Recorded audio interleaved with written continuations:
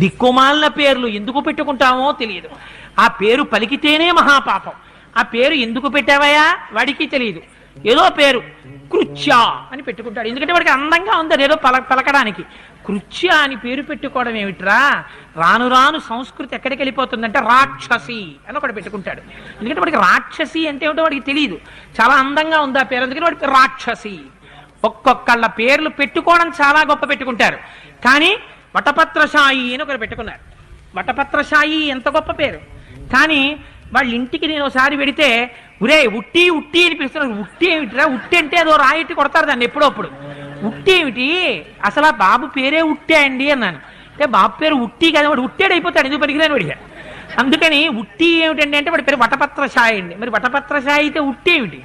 వాళ్ళు పెట్టారు వటపత్రశాయి, అందుకని ఉట్టి.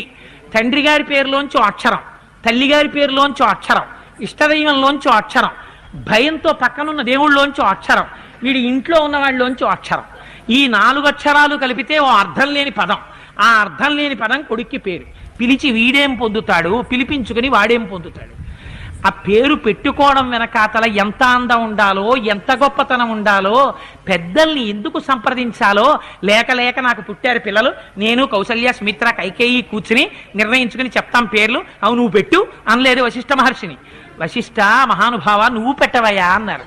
పేరు పెట్టుకునేటప్పుడు పెద్దల దగ్గరికి వెళ్ళాయా మా వంశం నిలబడిందండి, కుమారుడు జన్మించాడు, పెద్దలు మీరు అనుగ్రహించండి, ఏ పేరు పెట్టుకోమంటారు? మా వంశం, మా కుటుంబం, మా సంప్రదాయం, మా కులదైవం మీకు తెలుసు, అందుకని ఏ పేరు పెట్టుకోమంటారో మీరు ఆజ్ఞాపించండి, ఆ పేరు పెట్టుకుని తరిస్తామని అడగాలి. అంతేగాని నీ నోటికొచ్చిన పేర్లు పెట్టుకుంటే లేనిపోని ఇబ్బందులన్నీ వస్తాయి. రామాయణం మనకి నేర్పింది. రామాయణం ఏదో ఎప్పుడో జరిగిపోయిన కథగా వినడానికి కాదు, మన నిత్య జీవితాన్ని సంస్కరించుకోవడానికి రామాయణం. అందుచేత అలా జ్యేష్ఠం రామం మహాత్మానం అని ఆ జ్యేష్ఠుడైనటువంటి వాడికి రాముడు అని పేరు పెట్టారు. అధలక్ష్మణ శత్రుఘ్నౌ సుమిత్రా జనయుచ్ఛతో భరతం కైకేయీసుతం. ఆ భరతుడికి భరతుడు అని పేరు పెట్టారు. ఆ 4 కుమారులు కూడా పరిఢవిల్లుతున్నారు. ఎంతో సంతోషంగా కాలం గడిచిపోతోంది. వాళ్ళు పెరిగి పెద్దవాళ్ళు అవుతుంటే దశరథ మహారాజు గారు ఉన్నట్ట దేవతల చేత కొలవబడుతున్నటువంటి ఇంద్రుడు ఎలా ఉన్నాడో అలా ఉన్నట్ట. అంత సంతోషపడిపోతున్నట్ట 4 పిల్లల్ని చూసుకుని.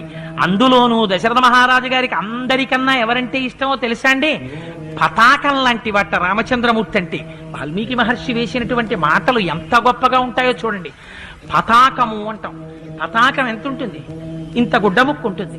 అయితే మన భారతదేశపు సార్వభౌమాధికారము, సమగ్రత, స్వేచ్ఛ, స్వాతంత్రము ఎక్కడుంటాయి? ఇవన్నీ కలిపి మన జాతీయ పతాకంలో ఉంటాయి. ప్రతి దేవాలయానికి ధ్వజం ఉంటుంది. ధ్వజం ఎందుకుంటుంది? ఇక్కడ పరమాత్మ ఉన్నారు అని గుర్తు చెప్పడానికి. ఉత్సవం జరిగిందనుకోండి, ముందు ఏం చేస్తాం? ధ్వజారోహణం చేస్తాం. ఏదైనా జరగకూడనిది జరిగిందనుకోండి ఏం చేస్తాం? ధ్వజాన్ని అవరోహణం చేస్తాం, కిందకి దింపేస్తాం. అందుకని పతాకం అనేటటువంటిది మన ఇంట్లో ఉన్నటువంటి శుభాశుభములకు, సుఖదుఖములకు, ప్రతిష్టకు, సార్వభౌమాధికారములకు, స్వేచ్ఛకు, సమగ్రతకు అన్నిటికీ కూడా అది నిశ్చయ భావంతో సూచిస్తుంది. తనకి 4 కుమారులున్నా 4 తనకి కనుచూపు లాంటి వారైనా రాముడంటే మాత్రం పతాకాన్ని చూసినట్టు చూసేవట. ఎందుకని? సర్వే వేదవిదాశూరాః, సర్వే జ్ఞానోపసంపన్నాః, సర్వే లోకహితే రతాః అంటారు వాల్మీకి మహర్షి.